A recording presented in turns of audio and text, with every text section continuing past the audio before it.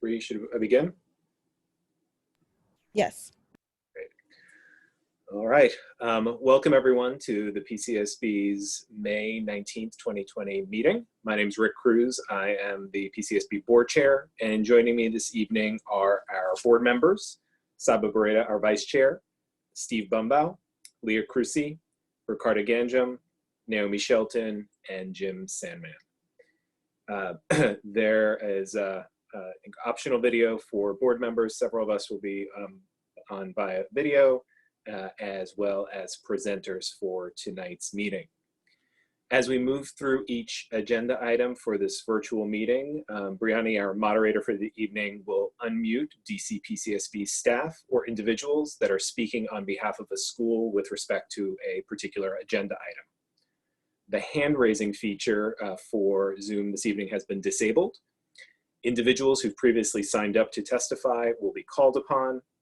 And as a reminder, all written public comment is available to the public on our website. If you didn't sign up by sending your name to Briani before this meeting, please submit your comments to publiccomment@dcpcsb.org. That's publiccomment@dcpcsb.org. We have a few witnesses signed up to speak this evening, so I'm going to ask Bree to facilitate that. Please keep your comments to 2 minutes each, and I'm going to begin with Ayana Belguda. Bree, if you'd allow her in. She's currently not available. I don't see her on the list.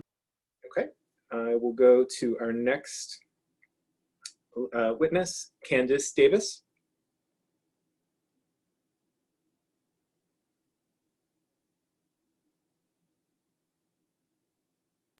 She's not on the list either. Okay, so neither of them are logged in right now, is what you mean? Yes. All right. Well, I believe that there's all we had signed up for public witnesses this evening. So will there be another opportunity, I believe, for public comment? But with no other witnesses signed up, we're going to go to items open for the public hearing. First, if you could unmute Erin Kupferberg, we're going to talk about the Adopt the PMF as Charter Goals policy revisions. Hello, can you hear me? We can. Great, thank you. My name is Erin Kupferberg. I'm the Senior Manager of the Financial and Academic Quality Team. Tonight we are holding a public hearing for the Elect to Adopt the Performance Management Framework, or PMF, as goals policy revisions. We emailed the updated policy out to all school leaders on April 6th and officially opened it for public comment at the April board meeting. We updated the policy to clarify how the policy applies if a school is not awarded a PMF score in a given year, and clarified that for schools undergoing charter review or renewal, the board may use its sole discretion to deem that the school has met its goals through the improvement provision when there is improvement over the most recent 3 years of the review period. We have not received any public comment on the revisions to the policy. I am here to answer any questions you may have regarding the proposed changes to this policy.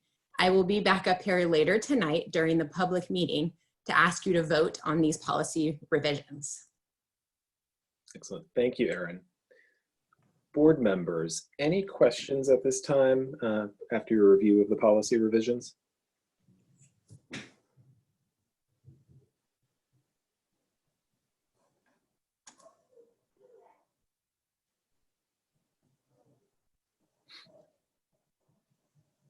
As Erin just indicated, we'll be asked to vote on this later this evening. So if there are any questions, now is the time.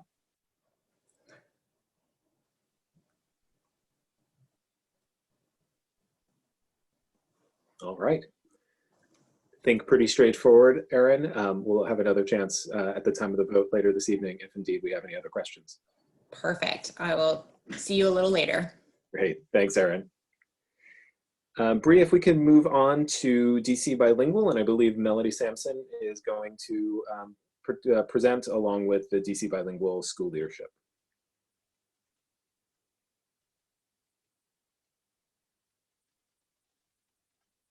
Hi, can you all hear me? We can. Thanks, Melody. Great. I am Melodi Sampson, Senior Manager on the School Quality and Accountability Team. And this is a public hearing to discuss DC Bilingual Public Charter Schools' proposal to amend its charter agreement by increasing its enrollment ceiling. The school requests approval to enroll an additional 212 students, raising its ceiling from 500 to 712 by school year 2028-29. While the increase would go into effect beginning school year 2022-23, the increase of students will not be substantial until school year 2023 to 2024, with an additional 72 students. The school has a history of high demand, with over 1,400 students on its wait list in school year 2019 to 20. DC Bilingual is adding square footage to its existing facility to accommodate the growth, and the school projects that its expansion will be complete by August 2022. DC Bilingual meets all of the criteria for an approval recommendation under DC PCSB's enrollment ceiling increase policy. Representatives from the school are available this evening to answer the board's questions. Great. Thanks, Melody. Who do we have from the school? I'd love it if you maybe start with some opening comments, if you have any, or any reflections on what you've proposed here and what you're asking us to vote on. Yes, thank you. Hi, everybody. This is Daniela Anello, and I am head of school at DC Bilingual Public Charter School. I'm accompanied by Eleni McCabe, our school's pre-K3 to grade 2 principal, and NADIA RAMEY, our school's board chair. So we're here because we would love the opportunity to discuss with you why we feel that we are ready and fit to be extended a ceiling increase to serve more children. Our school priorities are to ensure high quality instruction for all children who get matched with our school. And unfortunately, the high demand alongside the ability to have available open spots after sibling and staff preference does not permit us to really move the wait list numbers as well as we would like to. In particular, we're looking to serving more at-risk students. So we have created a student recruitment plan that focuses on ensuring that when spots do become available, we really try our hardest to provide all of the opportunities possible to have at-risk students be able to access our school. So we're here today to request your approval of this plan, and we're also available to answer any questions about the work that we've done for over 2.5 years to prepare for this point. Thank you, Daniela. Board members, questions? Yeah, hi, Daniela. This is Steve. Thanks for presenting tonight. Can you dig into specifically how offering more seats is going to, you all do well relative to the other DCI feeders in terms of at-risk population, but I think it's gone down a bit over the last few years. Can you talk about how adding these seats are not going to be just, absorbed quickly by staff members' children and sibling preferences, and how it's going to, just sort of the math behind how it's going to lead to more at-risk students enrolling at DC Bilingual? Yes, I'm going to begin by answering, and then I'm going to invite our school principal, Eleni, to add on, because this is a school-wide priority. Our staff and everyone who is committed to the school mission believes very much in that this should be the case, that if we're opening spots, it should be going to the students that our school is mission aligned to serve and has known how to serve over the years that we've existed at the school. That being said, we created a list of family recruitment tactics that we've already implemented last year and this year. And it includes, first of all, raising awareness of our school, who we are, what we do, and why we believe that all families, especially the most vulnerable families, should consider our school as a choice for their children. And so the tactics include, attending ANC meetings, include going to recruitment fairs at Ward 4, Ward 5, Ward 7, Ward 8. It includes doing a lot of leafleting and ensuring that people hear the school's name and really start to become familiarized with who we are, what we offer, and knowing that we would be a good choice for their students. But one of the things that I recognize is a little bit of a longer process, and it's going to take some time, is all of the work around the legislation that is being considered right now in regards to increasing the opportunity to have schools be able to give at-risk student preference. In the case that particular schools would like to have that be a preference, you know, as well as they might have a preference of staff preference or sibling preference. So I've been, myself, I've been very involved with supporting that legislation, and that's included conversations with council members, but I also am on the board of My School DC, and I have been very outspoken there in terms of the research that we need to be doing in order to find out more about how to make it easier for our at-risk families to be able to access high quality schools. And so while I can't give you a concrete answer of how we will ensure that when we open spots, they will go to at-risk students, I can definitely tell you that we're completely focused on doing everything in our power to make sure that that is something we're in a good place to do and to have greater to give families who are at risk greater access to our schools. So we're really trying to think creatively here about what are all the ways in which we can move things to provide these families an opportunity to enter our school. And then Eleni, if you wanted to chime in about how much we care about this, I think that would be nice to hear. Hi, can you hear me? Yes. Hi, oh, those are my teachers. Hi, I'm Eleni McCabe. I'm the pre-K to second grade principal at DC Bilingual. I just wanted to echo what Daniela said, that in this process of considering growth, serving at-risk families is a priority for our teachers, our coaches, our principals. It's something we care deeply about. So while we can't, you know, obviously control the lottery numbers, we're all very invested in participating in the recruitment policies that Daniela laid out to try and give the most opportunity we can, whether it's making phone calls or, you know, leafleting or those kind of things to encourage as many new students who fall into that group. In terms of actual numbers, right now, it is true that, you know, our biggest entry into the school is in our pre-K 3 class at 36 students. And currently those spots are almost exclusively taken by siblings and staff every year. In our growth plan, we will start growing from preschool up so that every year that pre-K 3 entry point will have 72 students. So we do believe that that really opens it up to new families rather than just sibling and staff. And with these recruitment policies, we hope that those would be at-risk families. So just if I'm hearing that correctly, then your pre-K grades, which are now, you know, completely absorbed by sibling preference and staff preference, are going to double from 36 to 72. Did I hear that correctly? That's correct. So we do have a growth plan. Okay. Yep. In where we have 2 class models and 3 class models currently, and at full growth, we would have a 4 class model in every class. Thank you. So to follow up on that, how has the pandemic impacted not only your growth plan, but the adjustments you were planning to make to your facility? That's a great question. We actually believe that the pandemic didn't necessarily slow down the process. We have continued to, you know, speak at ANC meetings. We were participating virtually for that, and continued with the work of getting the permitting and getting all of those steps in motion, and that has not slowed us down.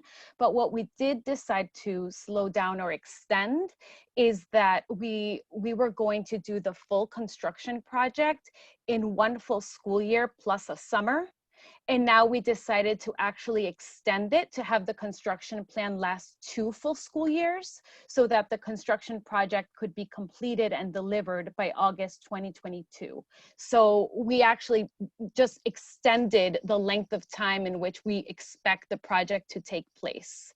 And with that, we needed to make some adjustments to, our budget and our staffing plan, because what we're saying is that instead of carrying all of the staff that we've set up to support growth for 1 more school year ahead of growth, we're doing it for 2 whole school years ahead of growth. So that has been impacted a little bit in terms of how the budget has had to work in our favor to allow for this to be possible.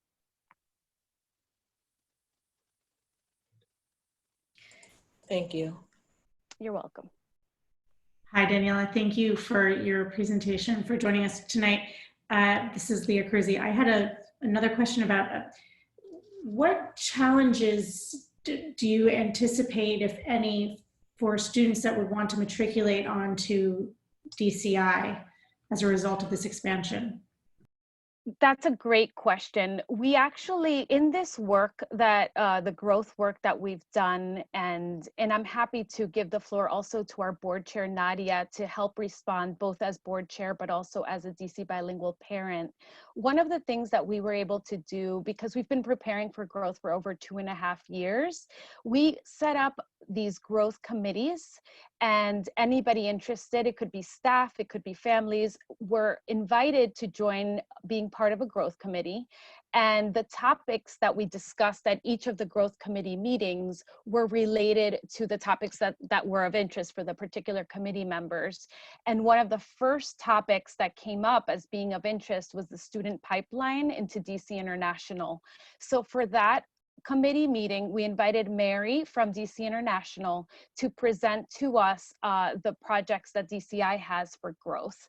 And so we recognize that it is not until we have sufficient spots for all students until the incoming pre-K 3 students are 5th graders looking to go to DCI. So that means we have between now until our current incoming pre-K 3 students are in 5th grade to figure out the best approach for how we would navigate should DCI choose not to grow. I know that they are deciding on whether to grow their school or not in school year 2024, which is again ahead of when we would need to be prepared for that not being the case. So if all goes well and DCI does choose to grow in 2024, then we would be in pretty good standing to continue to have our children continue through the pipeline to DCI.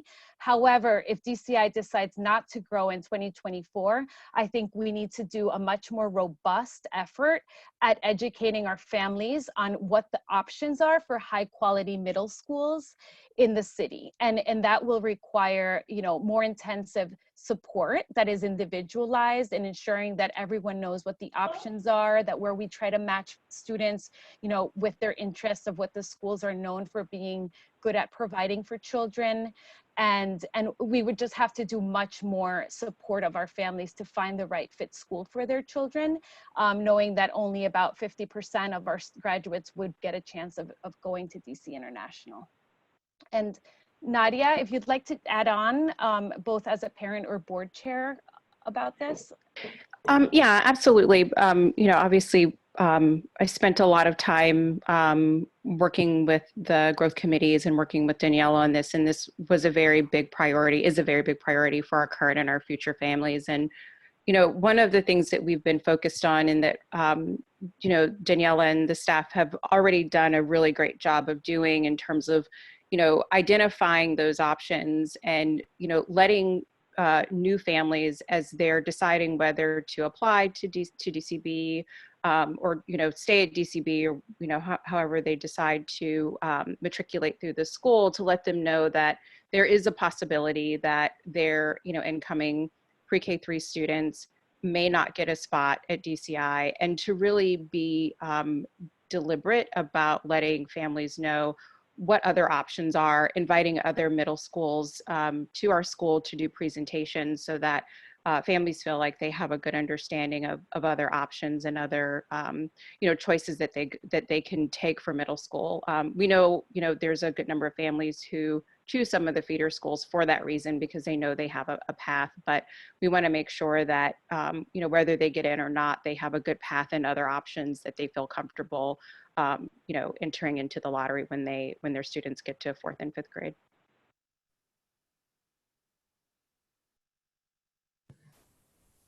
Great. Hey, this is Ricarda Ganjam. To build upon the activities of the Growth Committee, what are some of the other ways that you've engaged your community, both internally and externally, to form your proposal and plans? Yes, thank you for asking. So as I said, we've had a lot of time because we've started this 2 years ago, possibly 2.5 years ago. So we began with creating a strategic plan and a green lighting plan and a student recruitment plan. And we started that process through funding that we were able to receive from Ed Forward, and Bellwether was the group that helped us create each of those plans. And we did that in summer of 2018. And so by doing that, we were able to determine what makes our school unique and successful, and what is it that we need to make sure to do well and right if we were ever to consider growth. And then we started discussing where we would grow, and we also started discussing what is the staff needed to allow for this growth to go really smoothly and really well. So starting this school year 1920, we staffed for growth, and that meant our former principal became our strategic advisor for growth, helping us to keep in mind the strategic priorities that we have for the Middle States accreditation process that we just went through, but as well as the strategic plan priorities. We have 2 principals. One is focusing on lower school. The other one is focusing on upper school. We added coaches, and we have a chief financial officer and special projects focusing exclusively on what it takes to grow a school and keep the financial sustainability that we have. We've done staff surveys and we've done parent surveys to see if they're in support of the growth plan. We have done all staff meetings, and we did the growth committee work, which had a series of meetings that talked about the topics that were of most interest. We also had an online an in-person comment box where anyone who had any comments or questions, they had access to dropping in the comments or questions, and we responded to every comment and every question on a weekly basis bilingually. So that was a live document that we felt like that was really supportive of people's questions. We held an open board meeting with public comment in December of 2019. And then this year, 2020, we had a big board meeting in February 4th, where we presented the full plan to our board of directors. And we requested approval, which we received, to pursue with the plan that we're presenting to you today. And then in terms of neighborhood presentations and sharing of information, I have presented with my team, including NADIA, at the ANC 4B meeting, the South Manor Neighborhood Association meeting, the ANC 5A monthly meeting that happened just now on April 27th virtually. And we are hosting virtual town hall meetings to discuss growth with anyone who's interested. We already had one May 7th. Our next one is this week, May 21st, and the following one is June 3rd. And we also have had continued staff meetings to discuss growth and where we are in the process. And the next meeting to discuss this topic with our staff is happening on June 5th. Great, thank you. That's helpful. And while I have you, I did also want to ask you about what you're seeing in re-enrollment for next year, kind of as those dates are coming upon us. How are your re-enrollment trends looking right now compared to what you've seen in the past, considering what we're seeing and all being impacted by COVID? Yes, we're a little bit lower on our re-enrollment rate than we would like to be and that we typically are, but it's not because families are not looking to re-enroll in our school. It's because our families are struggling with re-enrolling online. So to many of our families, using the internet for filling out paperwork doesn't come naturally. It's not that easy. So we need to spend time with individual families walking through the various aspects of the re-enrollment process, and that's taking time. But we have every reason to believe that we will continue to have a high student re-enrollment rate. I can't give you the exact number yet because we do not have that number, but as soon as we do, I'm happy to share it with the board. That's helpful. Thank you so much. Thank you. Thank you all. I have two questions. One, Nadia, given the current context that is certainly unprecedented, could you share a little bit about how the board is supporting the school and the school leadership? Yeah, absolutely. We've had several virtual board meetings, as I'm sure many schools have, after the social distancing policies were put in place in, I believe it was March now. And a lot of what we've been doing is, ensuring that, Daniela and her team have what they need. Also, trying to understand, how quickly things have been deployed and, if there are families that are still in need, whether it's from a technology perspective or a support perspective. And, a lot of it, honestly, has been kind of staying out of their way. We realized that this was very traumatic, I think, for families and for school staff and, teachers, and, making the adjustment and, being as supportive as we can, but also not sort of standing in their way and asking for lots of checks and balances, if you will, in terms of every single thing that's going on.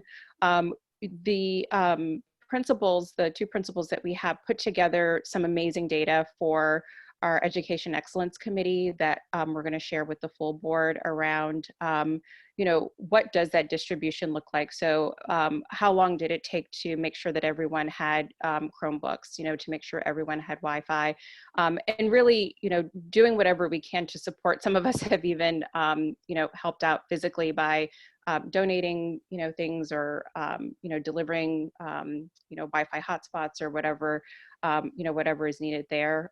The other way I think that many of us have been supportive is there's a weekly meeting that charter board partners, education board partners had been, I believe they'd been hosting.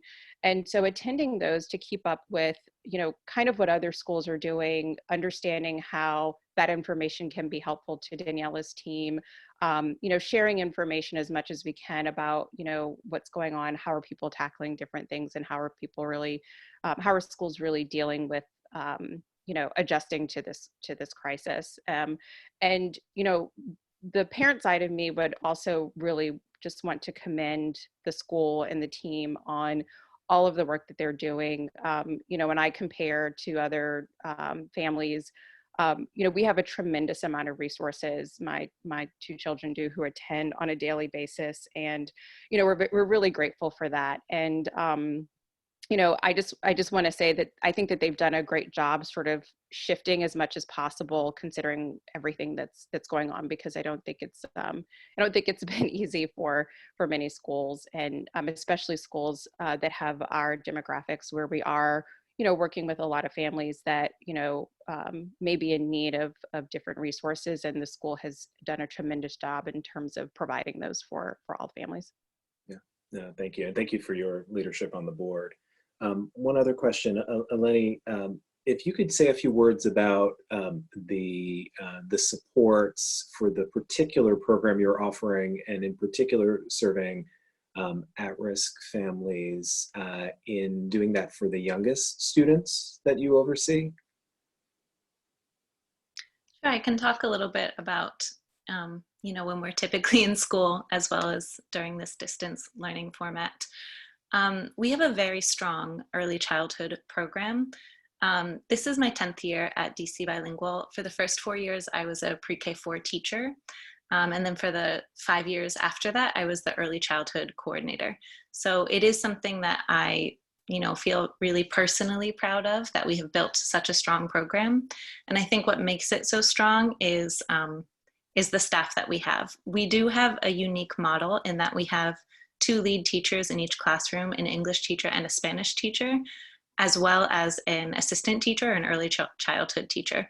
So our ratios are very strong in those younger grades, and we do that so that we can support their language development in 2 languages. one of those teachers is Always Fed certified so that we can support in an inclusion setting the children with special needs. We also have an early childhood coach and coordinator, which was my position previously and now is held by Ina Borjas. And that position really allows for a leader who is just focused on early childhood to really guide the teachers in all of those supports. That support continues through K through second. We do have a co-teaching model in those grades. So again, we have 2 teachers in each class, as well as ELL teachers, special education teachers, and coaches to support the learning. So we really do believe that by focusing in on the youngest children with the most support, we're able to intervene early for the children who might need it most, and continue that really strong classroom culture, the strong language development, and the strong academics through early childhood, which conventionally speaking ends at age 8. In a distance learning format, it has been really challenging. If anyone has small children in their house, they know that they don't want to stare at Zoom all day. So we have really focused in with weekly meetings on reaching out to our most at-risk families, whether that's extra phone calls, individual sessions, and food help, mental health support, whatever we need to help serve that family so that our youngest students feel socially and emotionally safe in this time, and that when they come back, we can continue to support them like we have in person. Thank you. Thank you very much. All right. Any other questions for DCB? Just a comment. Thank you for your great work, and thank you for the excellent presentation. Thank you so much. Thank you for the opportunity to present to you. We're really excited for this, and we really do hope we receive your approval. And this will be on our agenda next month for a vote, Melody? Yes. Perfect. Excellent. Thank you all. Thank you. Thank you. Thank you. All right, Bree, if you could tee up Nikhil and the team from Howard University. Hey, can you hear me? Yes. All right. Good evening. I'm Nikhil Vashee, specialist on the School Quality and Accountability team. This is a public hearing to discuss Howard University PCS's request to amend its goals and academic achievement expectations in its charter renewal agreement. The school proposes amending its goals in accordance with its 15-year renewal report, in which PCSB staff recommended that the school's new charter agreement include revised goals with clear business rules and performance targets. The newly proposed ELA and math goals require that the school meet or exceed local achievement averages or national growth rates. The school proposes adding a goal on student growth on the NWEA MAP science assessment, aligned with the school's STEM focus. Finally, the school proposes 2 school environment goals. It will meet or exceed the city average in in-seat attendance rates and will maintain a re-enrollment rate of 75%. Staff from the school are here to answer any questions. Great, thank you. If the Howard University team could introduce themselves and make any opening remarks. Hi, am I unmuted? Yes, you are. Hi, this is Kathryn Procope, and I'm the head of school. I'm here with my assistant principal, Corbett Houston, and our board chair, Wendell Johns. Opening remarks, as I don't know if you remember, in November when we came before you for our 15-year renewal, through that process, one of the things that we became painfully aware of, along with your team, is that the goals that we have had for 15 years were not SMART goals, were very difficult to attach business rules to. And we really want, as we move forward, to have goals that really reflect who we are as a school.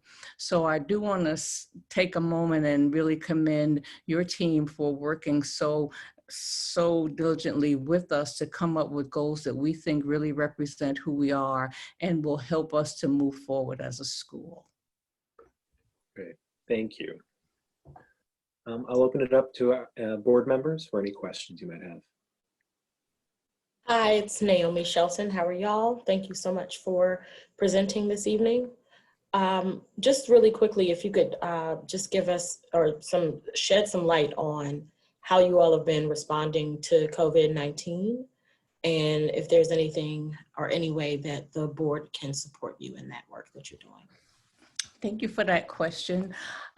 So as we discussed with you back in November when we were here, that we've been using Summit Learning this is our 3rd year. And as a blended learning platform, it made it a lot easier for us to switch to distance learning. And so our students were used to seeing their assignments online. The flip was that now their teacher was online as well. As a 2-to-1 technology school, our students already had tech at home. So we've just really had to maybe fix a few, but we've been doing pretty well. We've had several, I think not unlike any other school in the city, we've had families who struggle, they've lost loved ones or have been sick. And so we're really proud of our staff and team because they've been able to help and provide support to those students. And we are having our virtual promotion next Friday. So I do thank you so much for offering the support, and I will holler if we need some help. Thank you. Thank you for that update.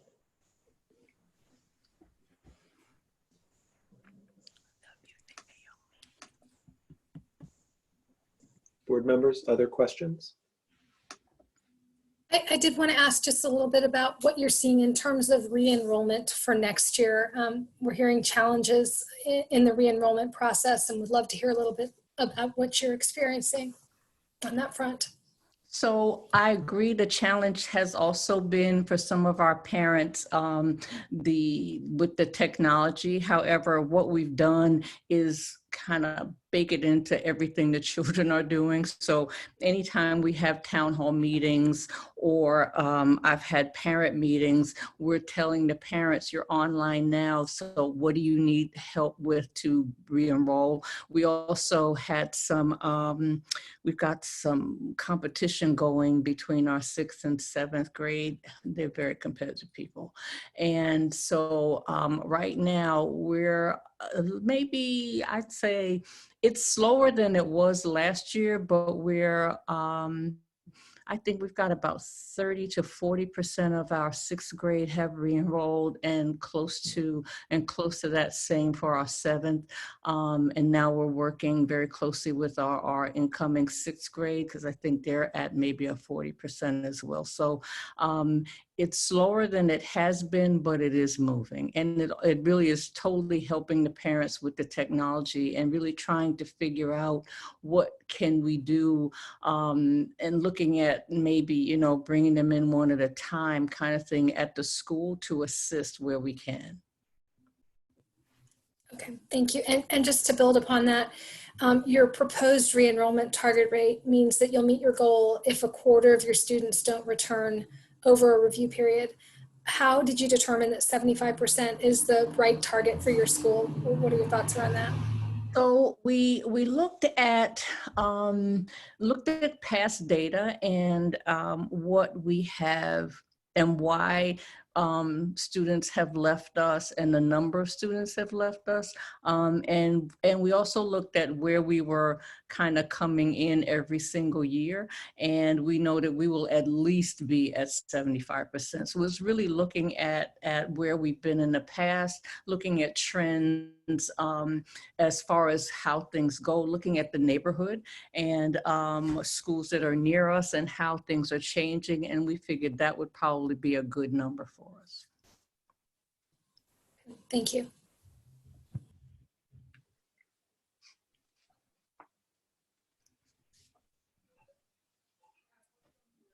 Board members, any other questions for Howard University?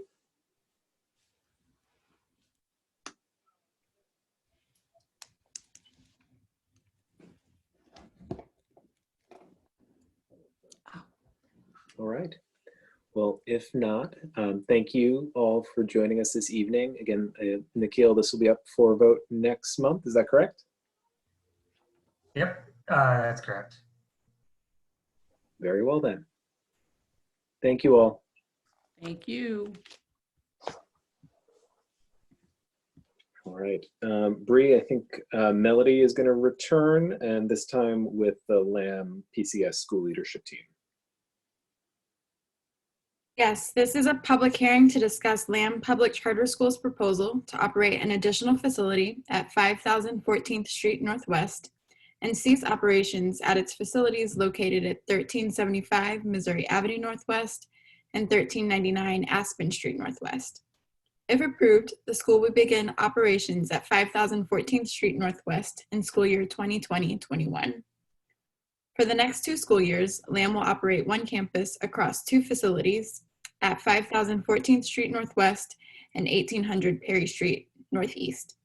In school year 23-24, LAM aims to consolidate all operations at 5000 14th Street Northwest. The school must stagger its transition because its new facility may only serve 485 students for the first 3 years per the student occupancy limit set by the DC Board of Zoning Adjustment, or BZA. After the first 3 years, the occupancy limit increases to 600 students, which corresponds with the school's enrollment ceiling. LAM has been working to procure and renovate the facility located at 5000 14th Street Northwest for the past 3 years. The project was initially blocked by appeals to the BZA. The appeals were recently settled, allowing the school to proceed with its plans. LAM says transitioning to one facility will improve school culture and decrease the burden parents experience when they must manage having children at different sites. Representatives from the school are available this evening to answer the board's questions. Great. Thank you, Melodi. LAM team, if you'd introduce yourselves and open up with any remarks you'd like to make to the board. Sure. My name is Charis Sharp. I'm the Executive Director at LAM. I am joined by Bryan Nielsen, our CFO, COO, our Board Chair, Roxana Barrios, and Jen Carrier, another board member. And we are just so excited to finally be moving forward on this. And the renovations have been going beautifully, and our community is thrilled, and our teachers are already packing their things. So we really hope that this moves forward easily with the board as well. And what questions do you have? Great. Thank you guys for joining us this evening. We'll open it up to our board members. Jim Sandman, I'd like to ask about how you engage the community as you pursued this additional space, what feedback you got from them and how you responded to what you heard. Mm-hmm. So this project has been in the works since before I joined LAM, before Bryan joined LAM, and actually before our board members joined LAM. So it precedes us, and so this has been a discussion amongst our community for a long time, and so the whole community is very excited to be moving towards being all under one roof. Moving 2 of our facilities in their entirety and the majority of our 3rd facility into a single building is a dream come true for us.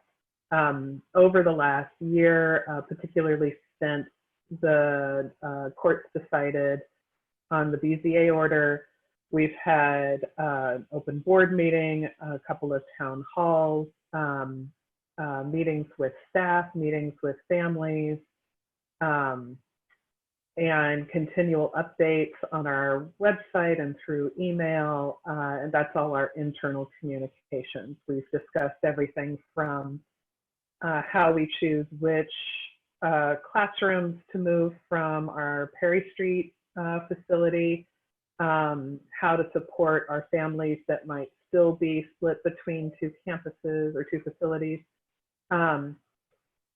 We've had design meetings that informed the work of the architects on the design elements of the building. Just multiple events and communications like that. Externally, we have, according to the BZA order, we are building a LAM community committee that includes members of Cindy Law, which was the group that opposed the BZA order, as well as members from West Education Campus, which is across the street. Those meetings will, the first meeting we hope to have in the next month or so, but according to the BZA order, our meetings start formally in the fall. We have a listserv that sends out notifications about neighborhood things, especially right now related to the renovations. I've worked with Maria Berry, the ANC chairwoman in this area, and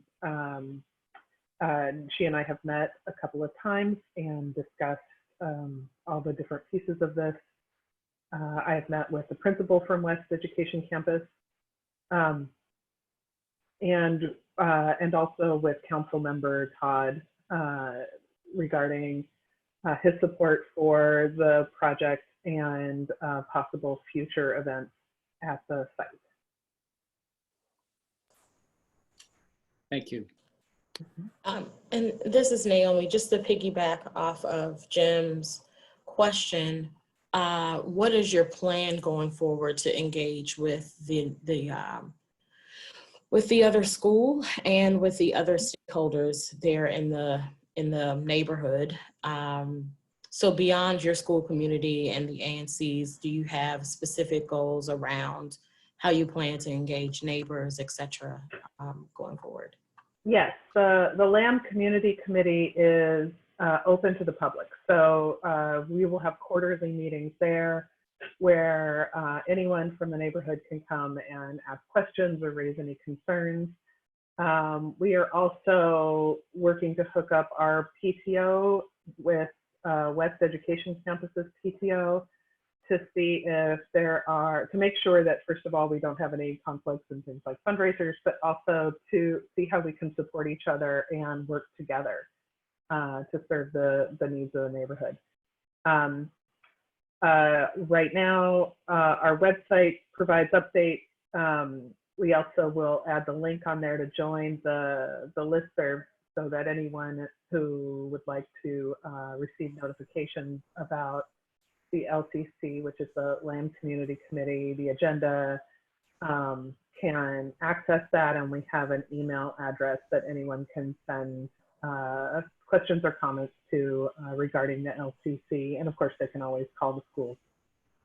And how have you all been doing outreach to share that information? Are you a part of the neighborhoods listserv? You know, what are the ways that you're ingratiating yourself into the existing community and the communications that they already have?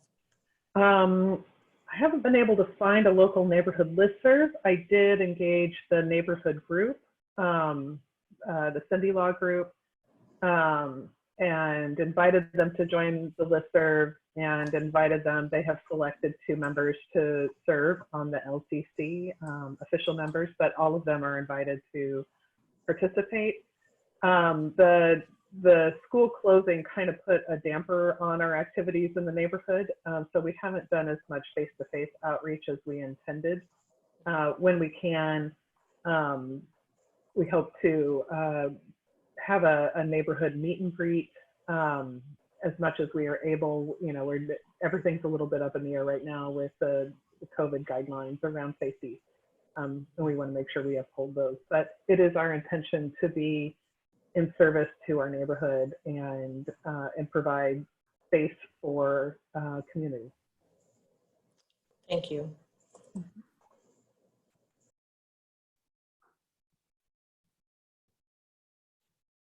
All right, board members, any other questions?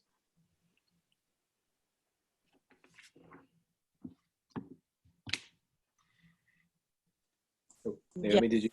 I did. Thank you.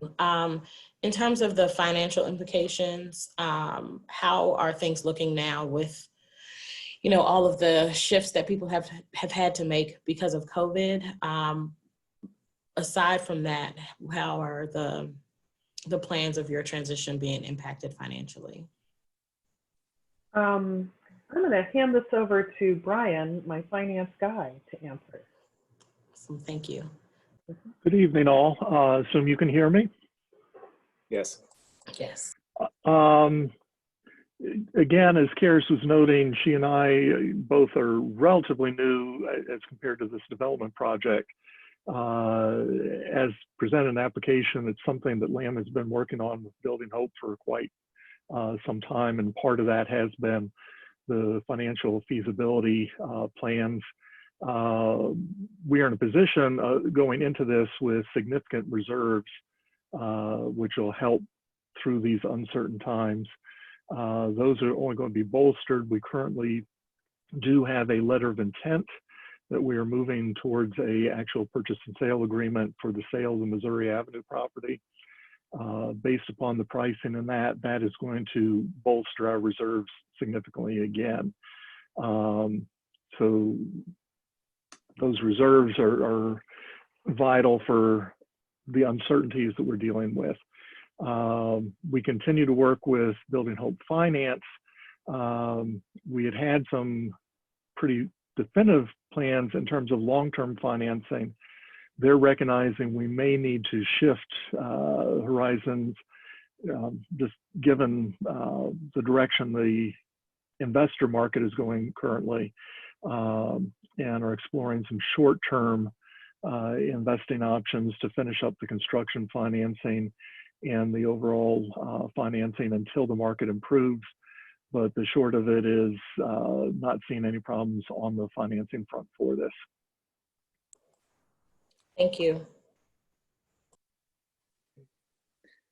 I just had one question. Charis, you would have been celebrating your 1-year anniversary at the school right about the time that the pandemic hit, and there's certainly a lot going on. Could you share just some general reflections on the community in your first year leading the school?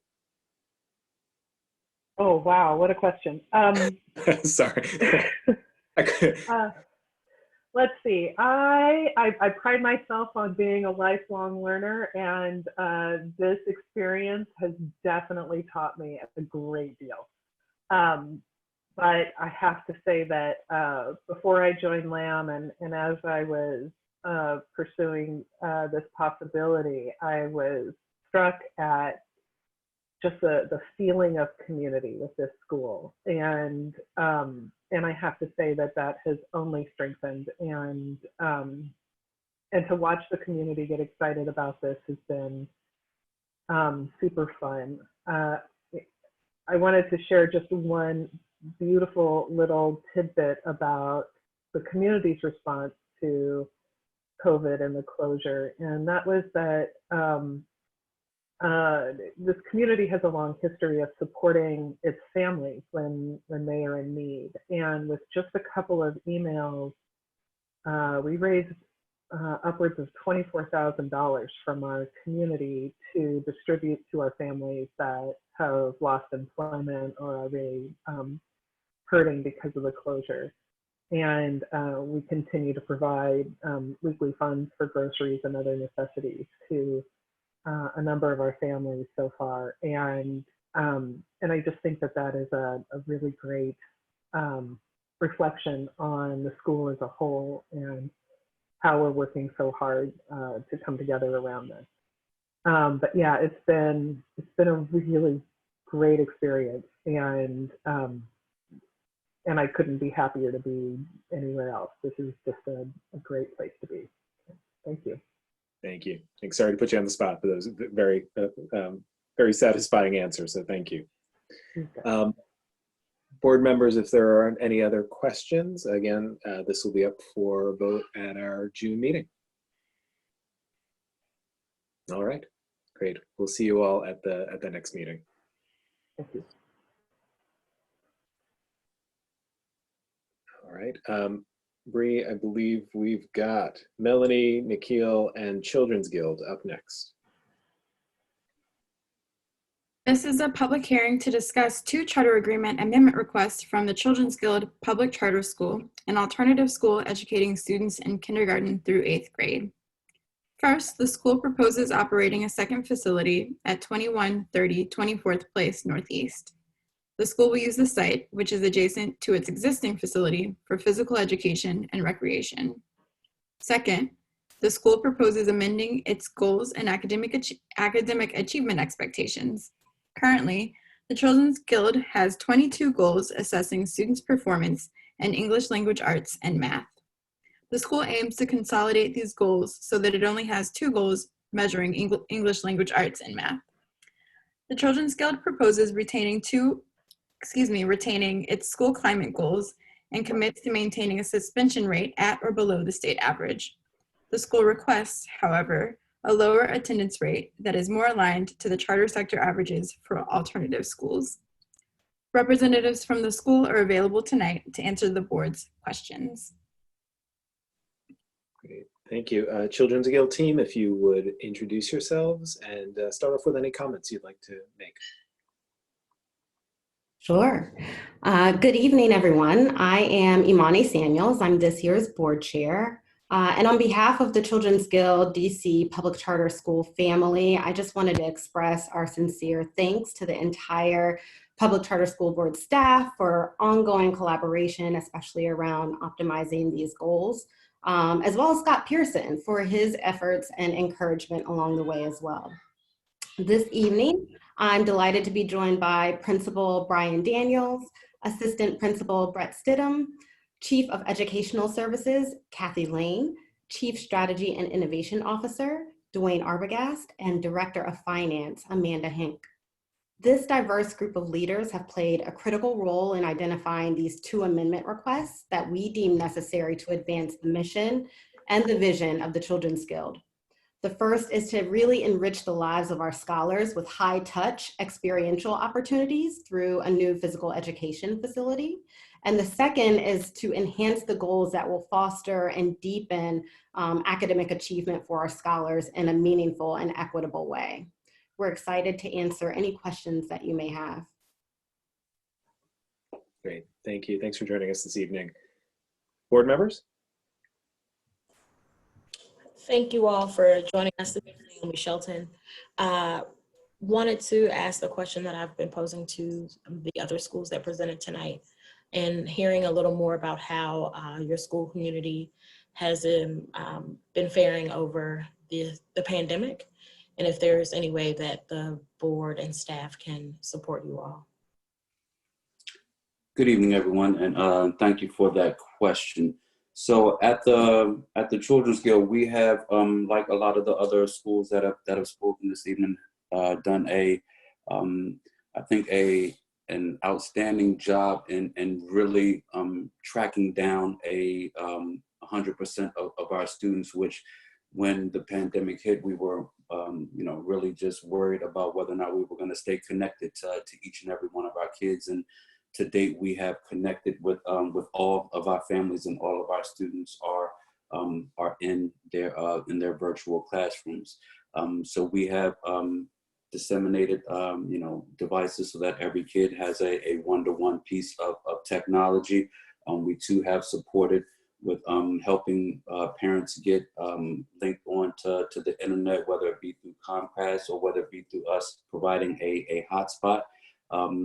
And we have also started a Meals on Wheels program, which is really helping a lot of our families just to make sure that they are getting their kids nutrition that is valuable for them to be able to continue to access the curriculum, and so they're not all relying on oodles and noodles and things that are not necessarily as healthy as they would be getting if they were at school. So we're just trying to reach out to families and make sure that we stay connected and supportive in as many ways as we possibly can. Like the previous school, we are touching families that are dealing with daily issues with loss from the pandemic, situations of people losing their housing and situations, and just being able to support them with resources that we have at our disposal has been a blessing, and just making sure that we're able to continue to see our kids and continue to work with our families has has really just shined a light on the work that we do and the connectedness that we have to our community with our culture. Thank you for that.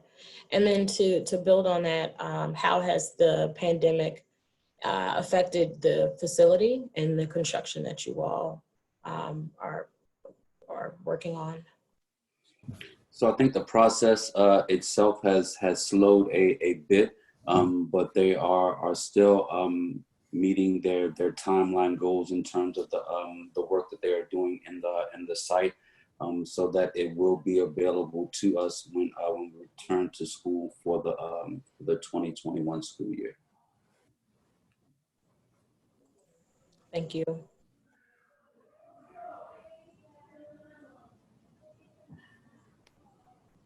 This is Jim Sandman. I have a question about your students with disabilities.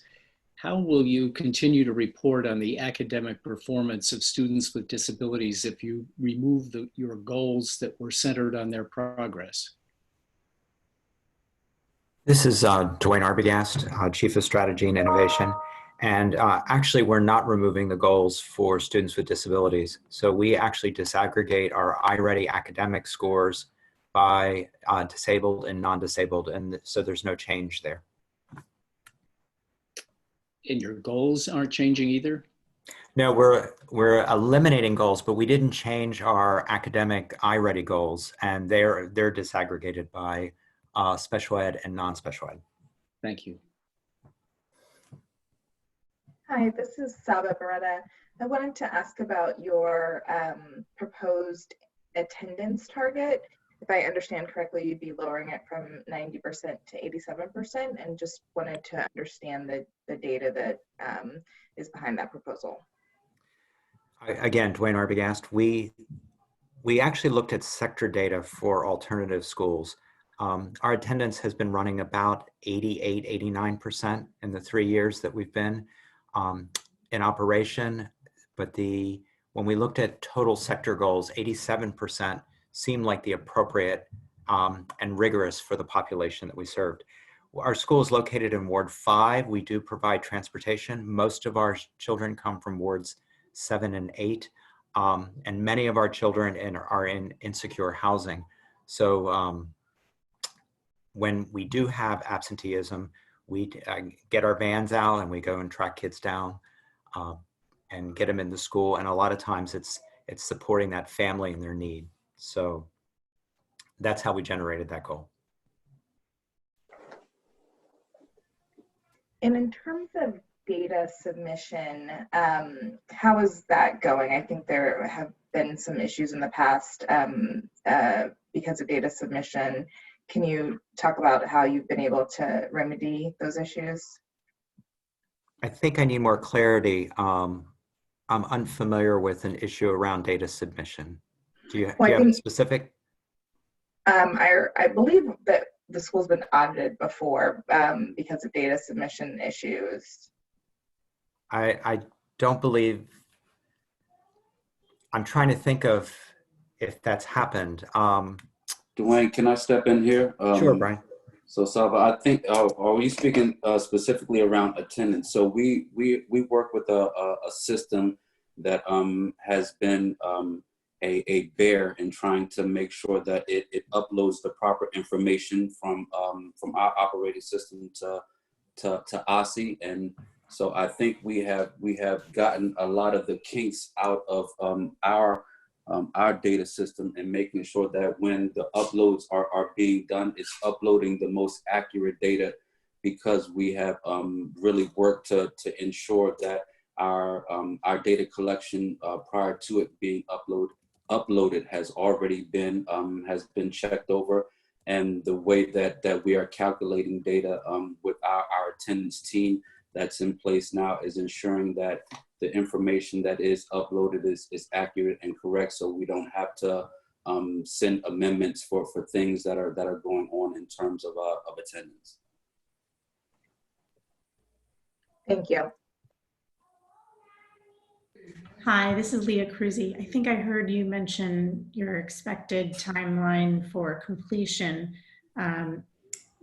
but I'm wondering, is there financial implications associated with this expansion that may have been impacted by the current pandemic? Hi, this is Amanda Hank, the Director of Finance. The pandemic has not impacted the finances for the building. We're using our cash reserves to fund the renovations, and the additional rent we will be paying is a very, very minimal amount.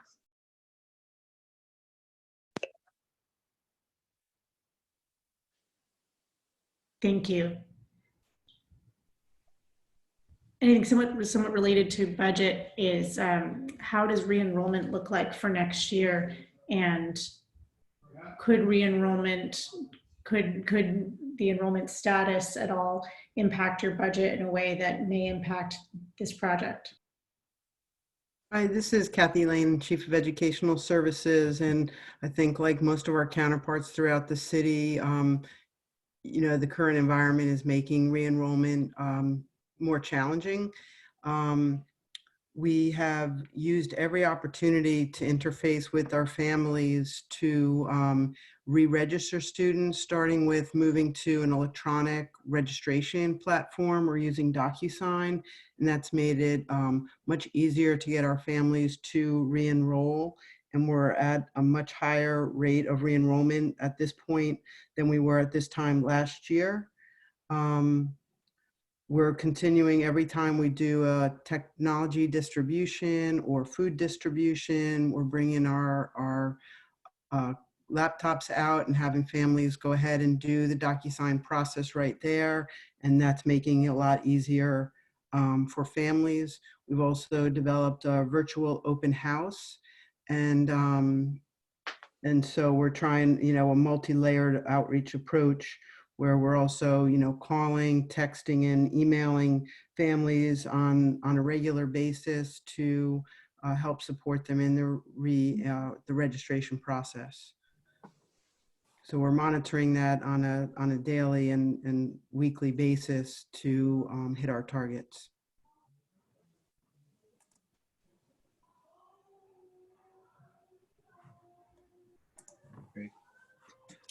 One question that I have, this is Rick. At the time of the review in the fall, we had some discussion about the relationship to the CMO and any concerns we might have with regards to challenges, and in particular financial challenges at the CMO that might impact the DC PCS.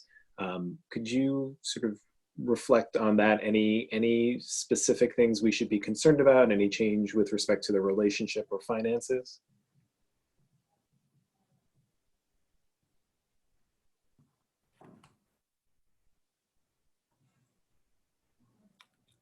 Amanda, are you on mute? Yeah, sorry. Rick, I unfortunately wasn't part of the previous discussions, but at this point, we don't have any major financial concerns at the CMO level that would impact the charter school. And from the DC operations perspective, given the management fee, we're feeling well served by the CMO.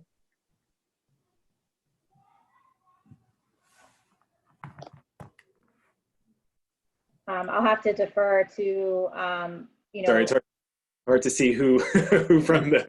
If Brian or Brett want to answer the question, but from the CMO's perspective, I feel that we are serving the school to our fullest extent, making sure we are supporting them in every way possible, especially given the current circumstances. We've really been working together closely with the DC school and all of our programs to make sure that you know, everyone is receiving the support and resources that they need during this time.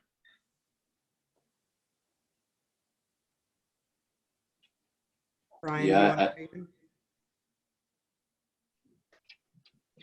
Was somebody talking? All right. This is Brian again. Yeah, I would say that the work that we are doing in tandem with the operator is putting us in a situation to continue to do the work that is critical for our students and our community. And I think that we are really beginning to hit a stride as we continue to make these shifts and these changes to our community with the addition of the potential gym space, and just making sure that we are all on one accord and moving in in tandem to make sure that we're all focused and we're all hitting the proper stride, especially during these times where we really had to come across and make sure that we had extra components and extra pieces of technology. The operator is also helping us to create and build up the amount of food that we're able to contribute and distribute to families. So I think with the way that things are now, and as we continue to move in the direction that we're going, we're in a really good place. Great, thank you. All right, board members, any additional questions for the Children's Guild team at this time? If not, then again, we have this up for a vote at our June meeting. Thank you all for joining us, and we'll see you next month. Thank you all. Have a great evening. Thank you. All right, at this time, we have completed all of our public hearing items. I believe, Bree, that we have our two members of the public who wanted to testify are now available. So if you could open up Candace Davis, and Ms. Davis, you have 2 minutes. Hello. Yes. Hello, this is Candace Davis, and I would like to provide a summary of our experience with seeking help from this board. In November, we filed a complaint and testified about egregious safety concerns, special education violations, and unethical practices at Ingenuity Prep Public Charter School.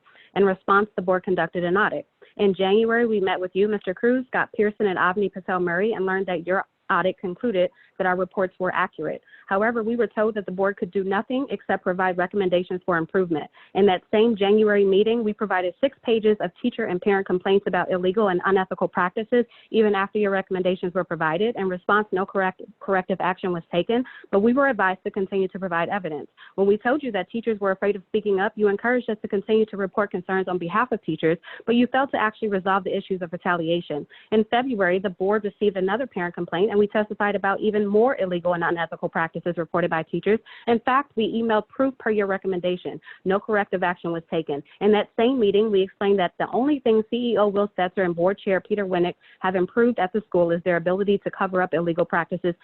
And in response, Scott Pearson stated in so many words that this was good.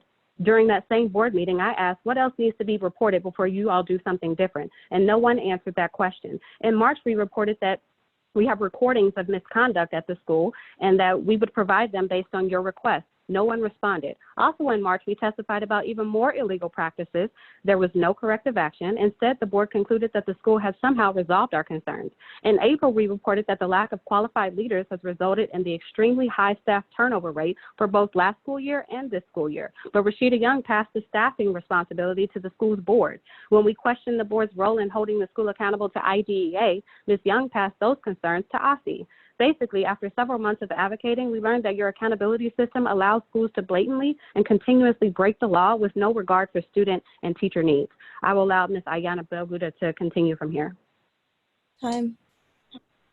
Bree, if you would allow Ms. Belguda to testify. Hello. Yes. Hi. Okay, this is Ayana Belguda, and since November 2019, the DC Public Charter School Board has received several serious complaints about the safety and overall success of students at Ingenuity Prep Public Charter School.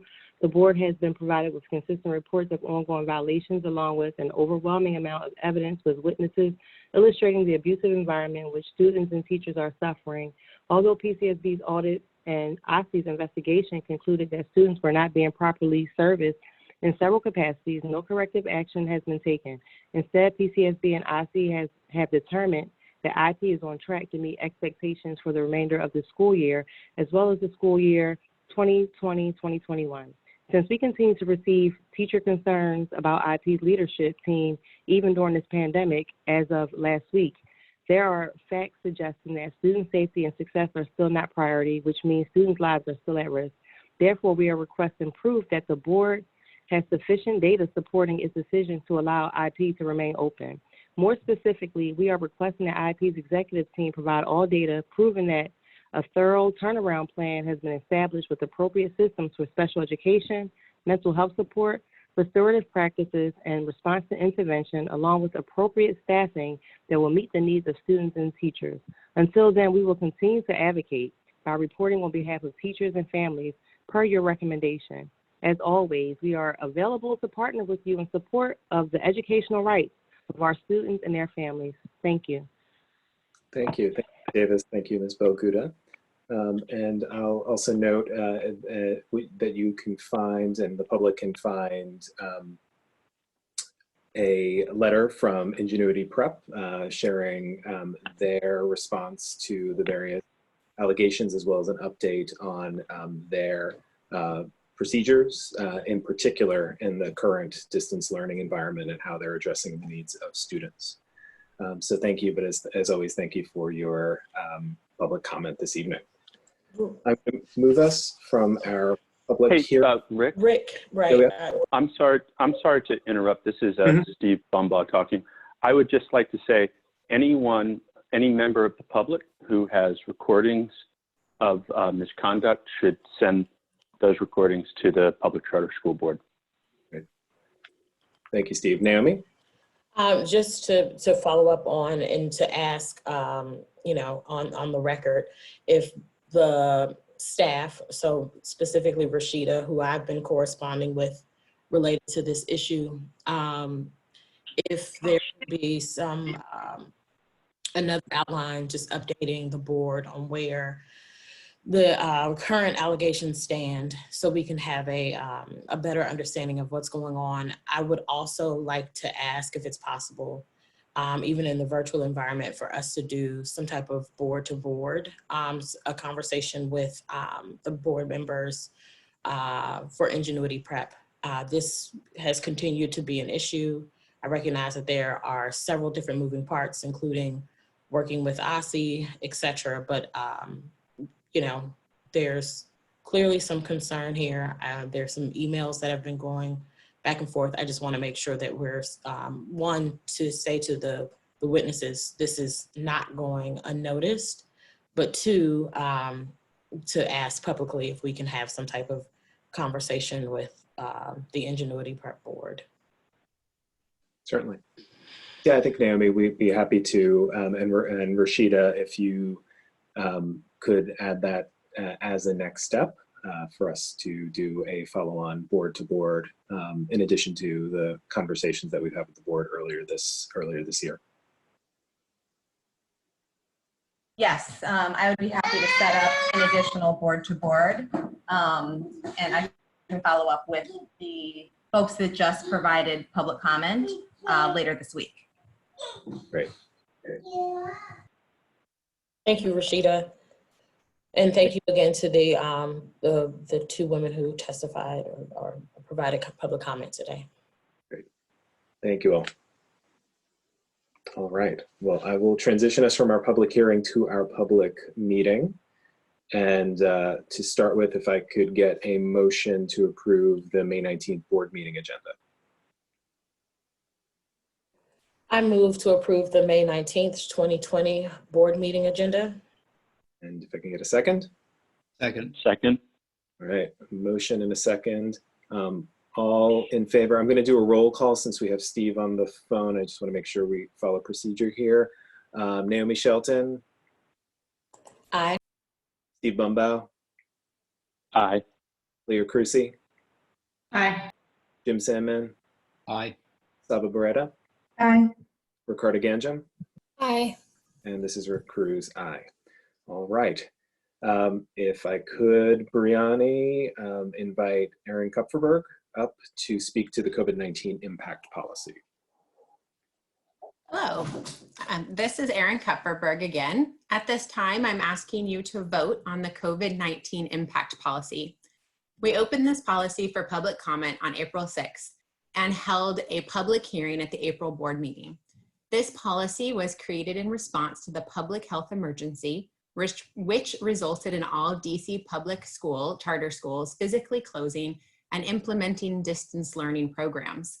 Staff aimed to create a policy that would clarify how DC PCSB oversight and accountability would be adjusted for school year 2019-20.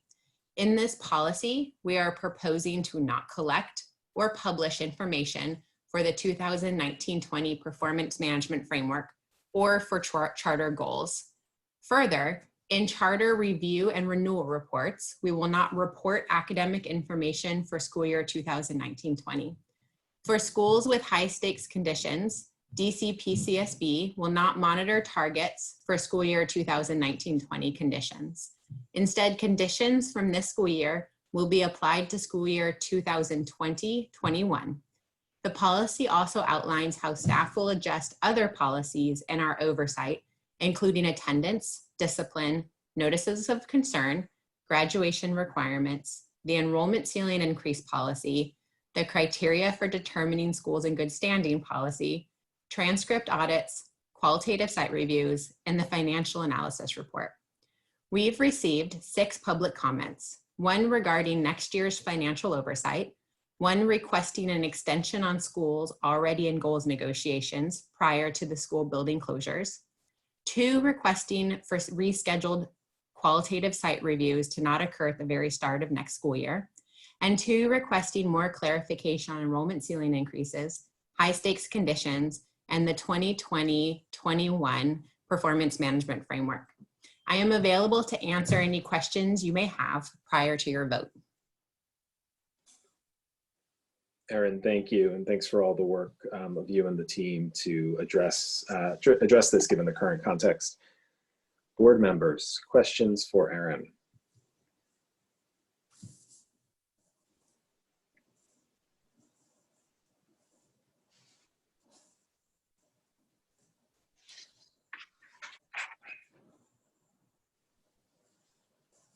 So, and just for the record, schools that would be up for review next year, how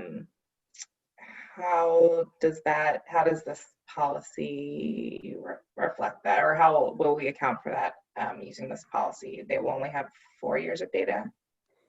So in most cases, yes, most schools will have 4 years of data for their upcoming review or renewal. So we've been looking at all of the schools very closely.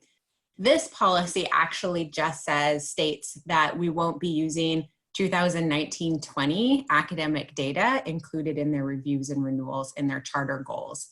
The PMF's goals policy, which we are going to vote on next, if a school's PMF's goals actually says, that it won't be the average of the PMF score, however their charter oversight is laid out, we will remove the 19-20 data and assess a school's charter goals using all other data available. In certain cases, a school that is only up for its 5-year review, which normally would only have 4 years of data, would have 3 years of data. And if the school started out with grade levels that we were not able to display the full PMF because of limited points, if they had under 50 points, then that is a school that would only have 2 years of data available. So in that case, our policy says we can look at 2 years, but we're also seeing if there's other data that would support the board's decision to seeing if the school met its goals. Thank you.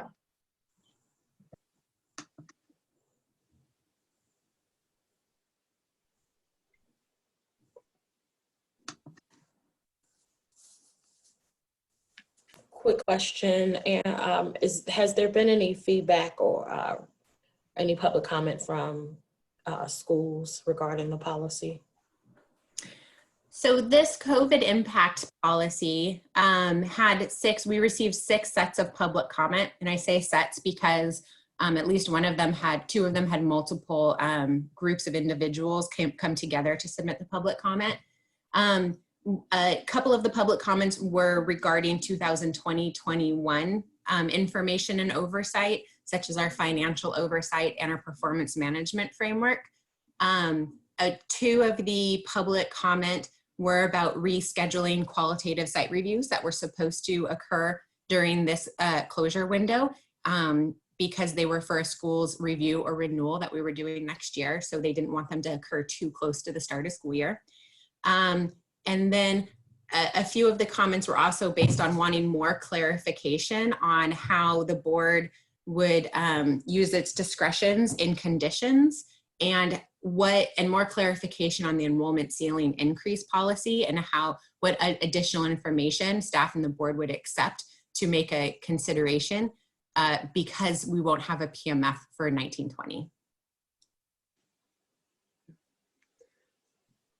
Erin, could you say a bit? Oh, sorry, Naomi, did you have a follow-on? No, I was just going to say thank you. Go ahead. Erin, could you provide maybe a little bit more on how you see board discretion with respect to conditions, especially high stakes conditions playing out? Yeah, I can. So one thing we considered, a school asked, for further clarification on the board's use of discretion.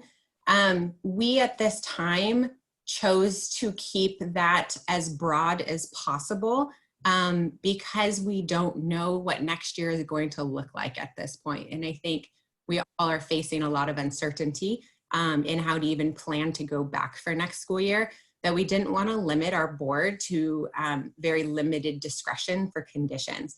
What we did say we would do in the policy and the response to public comment on conditions is we agreed to come back at a later time when more information is available to evaluate how the conditions will be monitored at a future date. So really committing to coming back when there's more information available, probably I'm foreseeing in fall or winter, to have a discussion again with our board or the schools that have conditions to give a little bit more context to that once we do have information. Yeah, you went to where my follow-on question is going to be, which is how we can think, even in this fluid environment, how we can think through the most natural opportunities for us to reflect back on, how the situation as it unfolds into the next school year could make for, some, sort of evaluation of the current policy and monitoring. So we're thinking fall would be the right time for us to be able to have some sense of what we should be thinking about and what conversations we want to have. So it seems like that is our best place to restart this conversation again. I will say, we did receive public comment around the 2020-21 performance management framework. And we are planning to start discussions again with schools later in June and to start getting feedback and information from them. And then re-engage our task forces. We're aiming for July and August. But again, there might be pieces of information that we're still learning along the way or changes that are made. We also want to be thoughtful during this time. And we may, like you said, need to be a little bit more fluid. So I think we're trying to take all of that into consideration when we're thinking about oversight and accountability. Rick, I'll just add to that. Some of the information you won't have until you see the results of the PARC test that is given at the end of the 2021 school year. How you choose to exercise your discretion will look a lot different, I would imagine, if all schools went down or all of a particular subgroup went down, than if you saw wide variation in the performance of a particular subgroup or of all students across different schools. And so I think we'll have early data. We'll certainly know what enrollment looks like.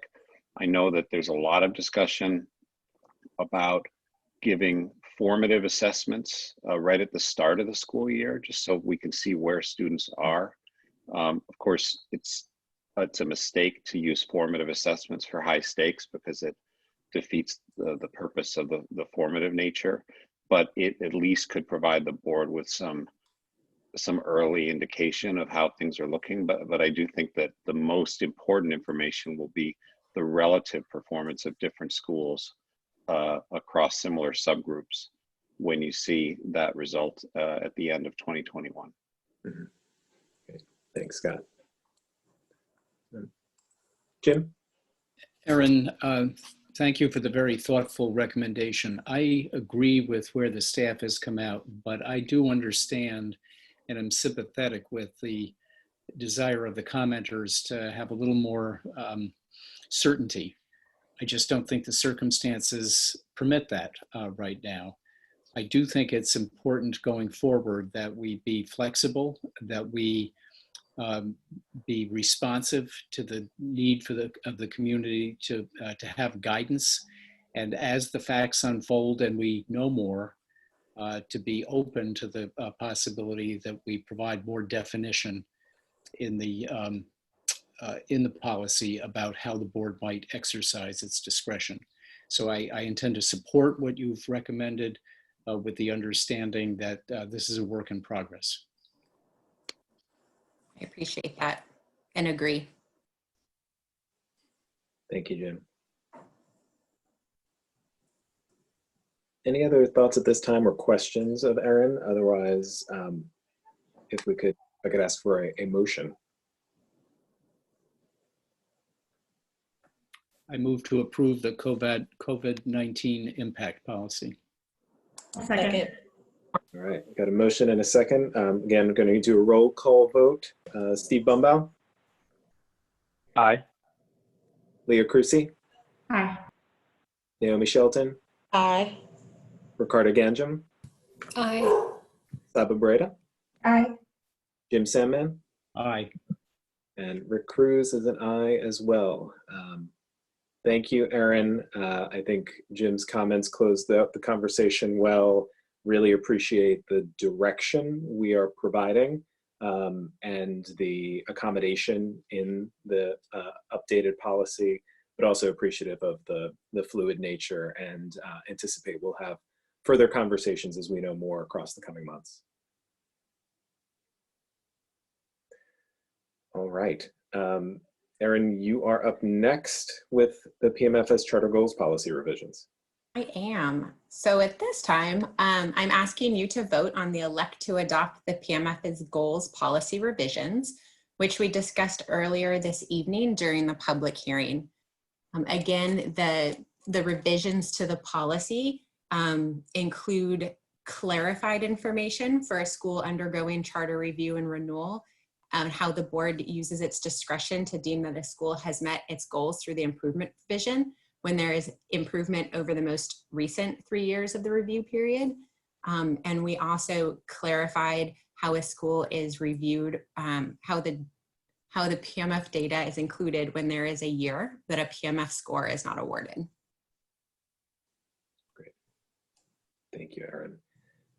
At this time, given that Erin took us through the policy earlier this evening, are there any other questions? Otherwise, again, I will accept a motion.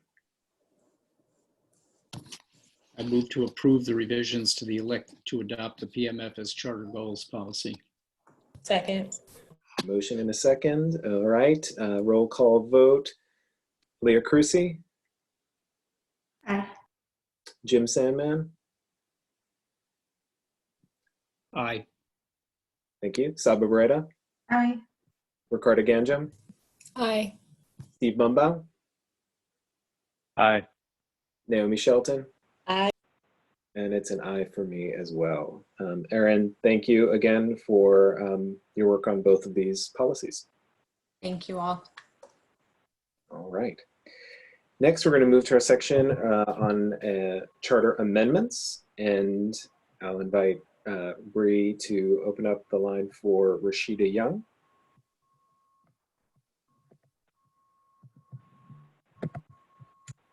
Hello, my name is Rashida Young, Chief School Performance Officer. This is an opportunity to vote on Achievement Prep Academy Public Charter Schools Charter Amendment Request to reconfigure its campuses and correspondingly reduce its enrollment ceiling. As we discussed during the March public hearing, the school is choosing to cease serving grades 4 through 8 at the close of school year 2019-20 due to underperformance of its middle school. As such, the school is requesting to 1, decrease its maximum enrollment ceiling by 355 students from 1,040 to 685 to reflect the closure of Waller Place Middle School, and 2, to reconfigure from a 2-campus LEA to a single campus LEA, authorized to serve grades pre-kindergarten 3 through 8. The school will serve pre-K 3 through 3 in school year 2021. Then beginning in school year 22-23, they wish to enroll a new cohort of 4th grade students and add a new grade each year until reaching maturation, serving grades pre-K 3 through 8. The school's initial request was to restart serving 4th grade in school year 21-22, but given anticipated challenges caused by COVID-19, the school revised the request and pushed back the year of the middle school restart. And the school is available to answer any questions you may have. Great, thank you. Achievement Prep Team, if you could introduce yourself and if you have any remarks you'd like to make at this point. Hi, Rick. This is Chantel Wright. I am on with our board chair, Jason Andrian, our counsel, Stephen Marcus, our board treasurer, Ursula Wright, our chief operating officer, Greg Gaines, as well as our accountant, Dan Tyson from EdOps. So Briani, if you, all of those need to be unmuted, please.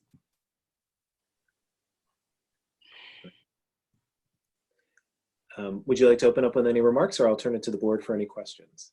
Good evening. It's Stephen Marcus. Good evening, everyone. I'm counsel for Achievement Prep with just a few opening comments. This is, as Ms. Young explained, a request for a charter amendment. It's a technical amendment to reflect the school's decision to reconfigure its campuses. We request that the board approve this request for 3 reasons. First, this decision of the school to reconfigure its campus falls within the school's rights under the School Reform Act to have exclusive control over its administration. Second, PCSB has, in a prior case involving Cesar Chavez, dealt with a very similar issue and has, in that case, agreed, first of all, that the schools do have exclusive control over their administration and therefore have the right to reconfigure their campuses. And in that case, when PCSB approved Chavez's decision, that was precedent that the board should follow tonight. And finally, the Public Charter School Board has a policy which deals with campus reconfiguration, and this request falls squarely within that policy. So for all 3 reasons, exclusive control, precedent, and consistency with PCSB policy, we ask the board to approve this request tonight. Thank you. Thank you, Stephen. Board members, any questions or comments?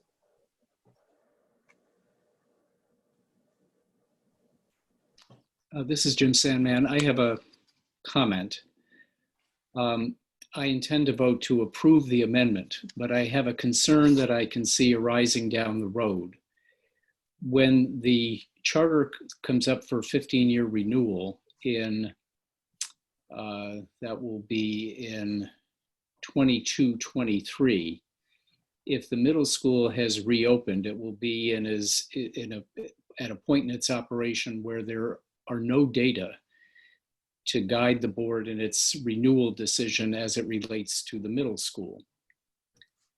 That's not a great position to be in. The school will, as in its reopened status, will be brand new, and I don't think it would be appropriate to look back at the old data. It will be both too old and I think irrelevant because it will pertain to a school that's effectively a portion of the school that's no longer in operation. So I just want to flag my concern about that issue and my inclination down the road when the charter comes up with, for renewal would be to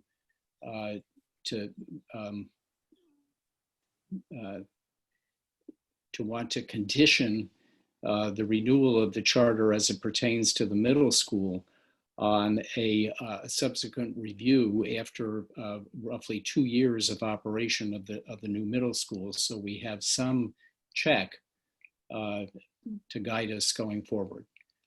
As I said, I intend to vote for the amendment, but I don't want anyone to be blindsided about my concern down the road about not having any data about the middle school when the decision on the 15-year renewal comes up.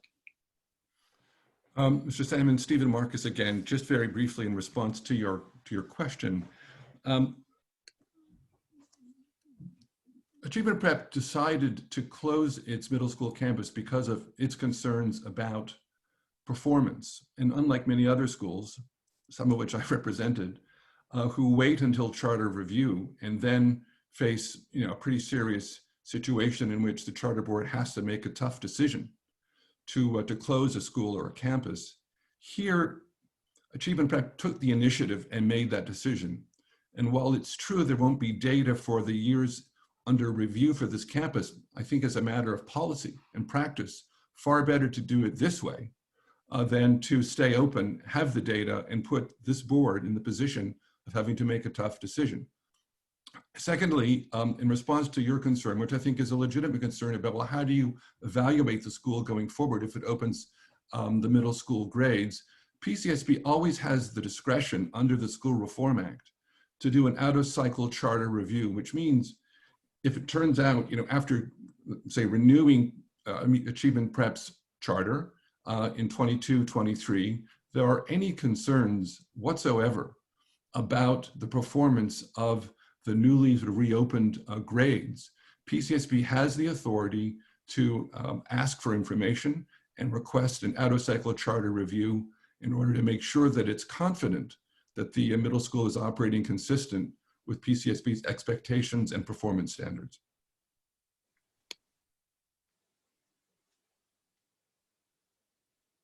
I appreciate that. But I just want to put on the record my sense that the appropriate thing to do at the time of the charter renewal would be to schedule the out-of-cycle review at that time. That's my thought. And I think that the board is within its rights to do that. Okay. Thank you, Jim. Board members, any other questions or comments at this time?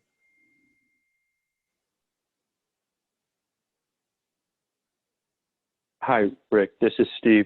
I just want to say that the board and Achievement Prep have worked really hard over the past few months to figure out a productive way forward.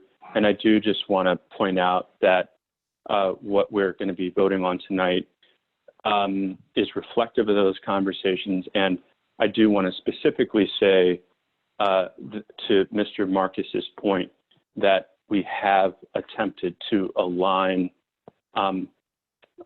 what we're proposing tonight with the manner in which we treated Cesar Chavez.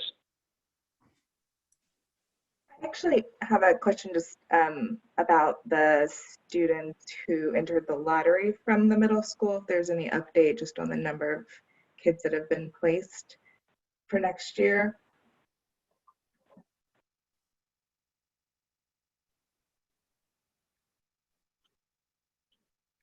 Greg, are you on there, Greg? Yes, I'm here. Can you hear me? Yes. Yeah. We have, in terms of 8th graders, or rather in terms of middle schoolers who are in the lottery, the return rates are not especially high. We've ended up with, I believe in the last run, all of them were, I believe we're at 273 in the lottery, either in the post-lottery or the primary lottery. And a portion of those are placed in schools and enrolled. Similar to what you've heard, I think, for many of our peers tonight, this is a radically different enrollment season, not just for us, but for others. And the challenges of being socially distant are really depressing the enrollment rates for schools everywhere relative to last year. So to a certain extent, that's impacting us. But I think for our scholars, as we made the push to get them moved into the lottery, almost all of them did. And we had substantial numbers of scholars engaged in the post-lottery process as we moved through the final rounds of the lottery. I think at the time that we put everybody, that we had our meetings and we got everybody prepped, we did a great job of reaching out to folks, but not getting them in the primary lottery impacted their ability to find placement right away and get matched, obviously. But a substantial number of them are placed in the secondary lottery, in the second round lottery. So just, do we have a number of our percentage? I don't have it in front of me. I wonder if Charlene has it handy. She's been providing us, Charlene at PCSB has been providing us with those updates. Okay.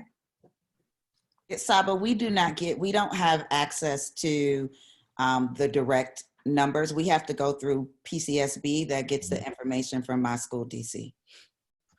Yeah, I thought maybe just with your contact with families, you guys were tracking it, but I'll check with our staff. Thank you.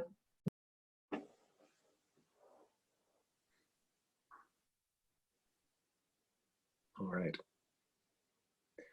Well, as Steve pointed out, there are a lot of conversations, and I appreciate all the participation of both Achievement Prep, our staff, and also our board, who's been deeply involved. Also here, Jim, I really thankful for your comments and your thoughts about what this board might look to when the renewal is up in the next couple of years. So I appreciate getting that on the record. Unless there are other comments or questions at this time, I think we would entertain a motion.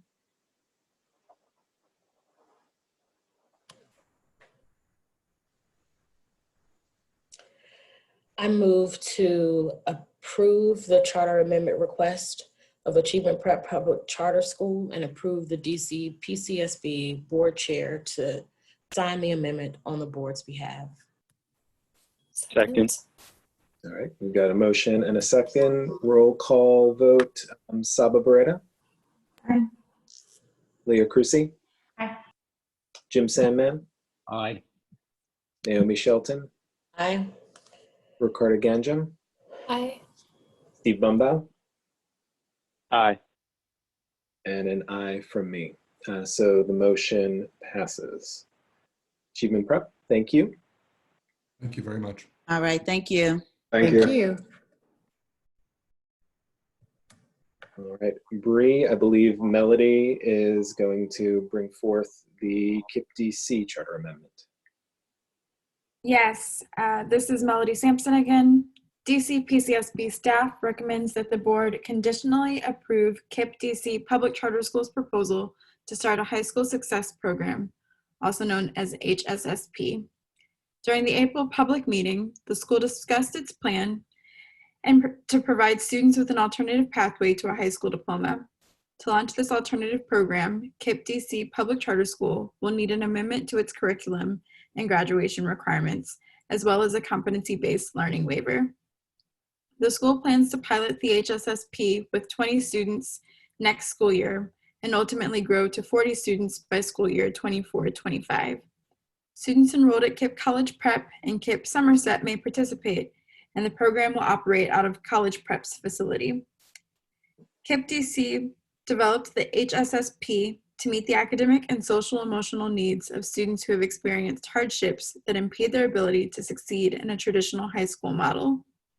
Students in the program will be aged 15 to 21 in grades 10, 11, or 12, be 2+ credits behind in any one subject, and have 20 or more unexcused absences in one school year.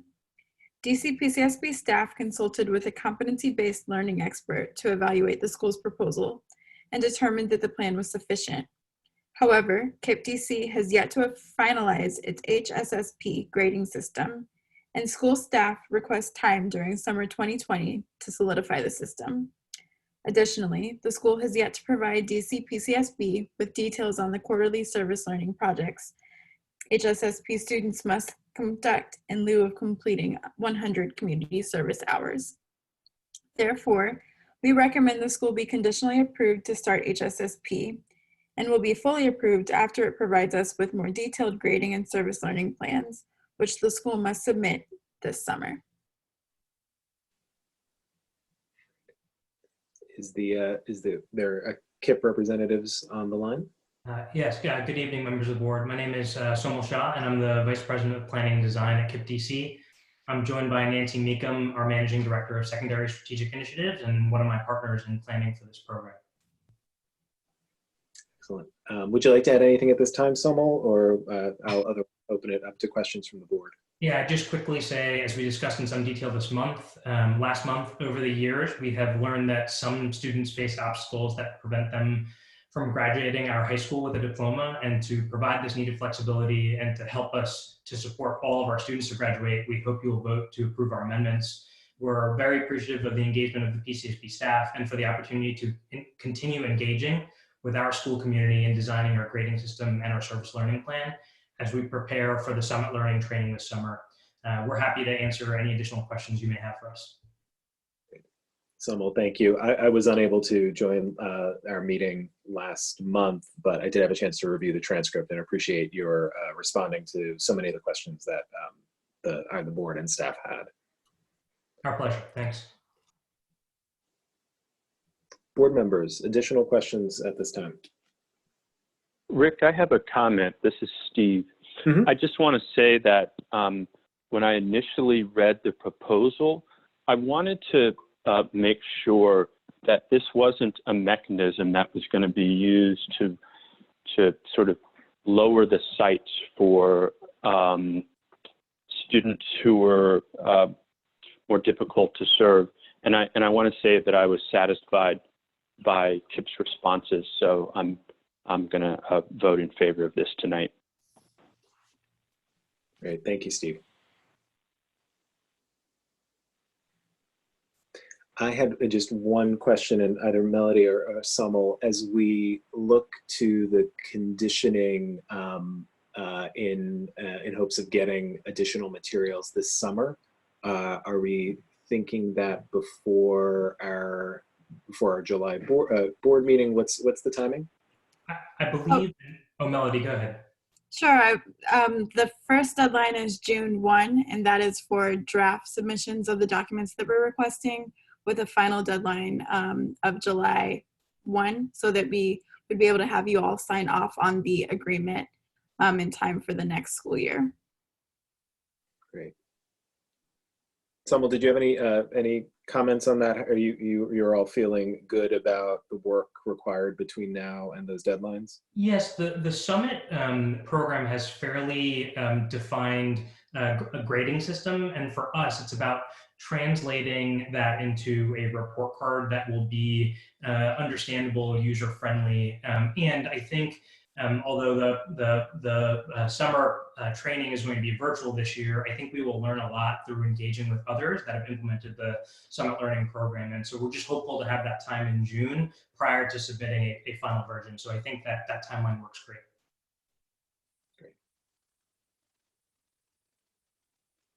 I'll just add, I very much appreciate the concern that my colleague Steve raised, but also appreciate the thoughtfulness with which KIP has approached this and really thinking about different pathways for students while at the same time maintaining our expectations for them. So really, I think we're all looking forward to seeing how the program and pathway unfurls.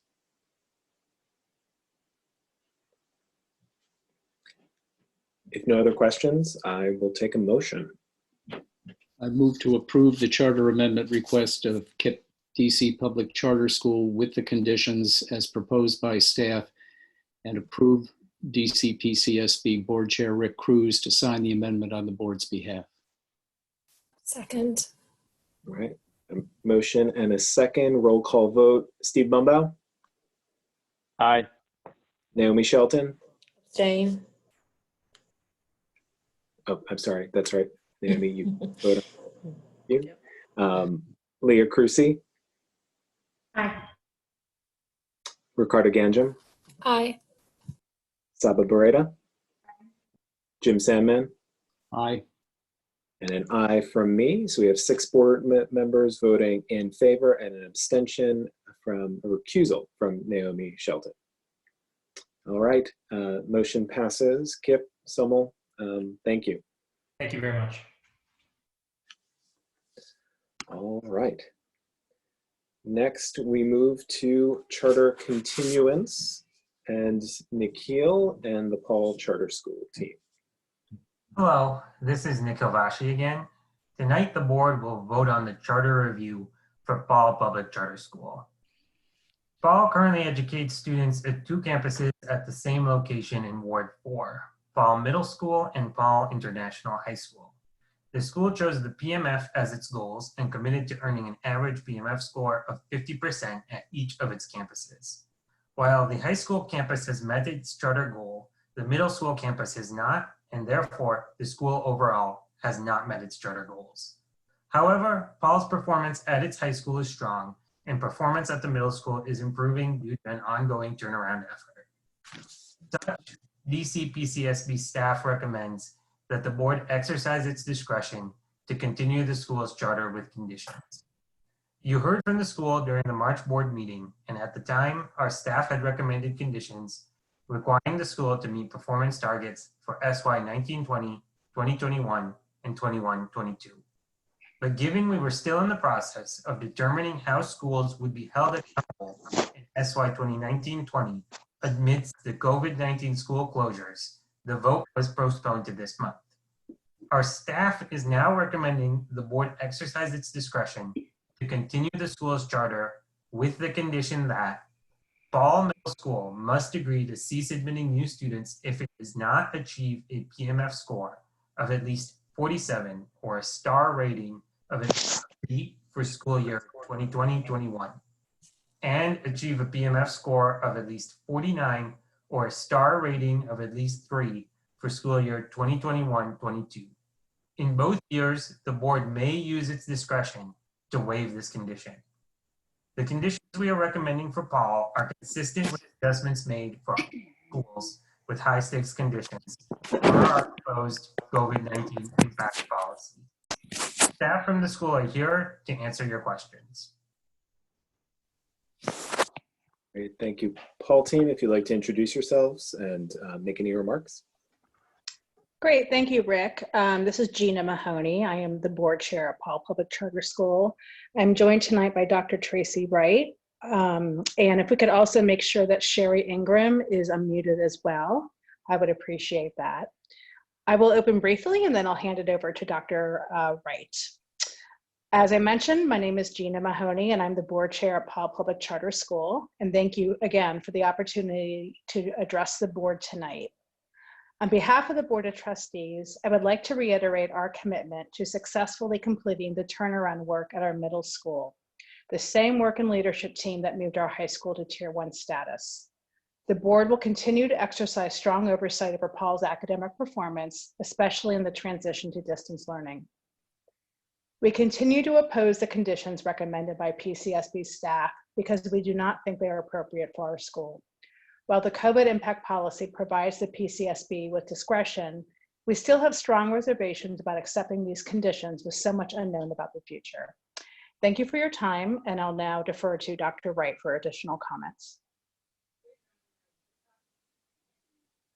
Good evening, everyone.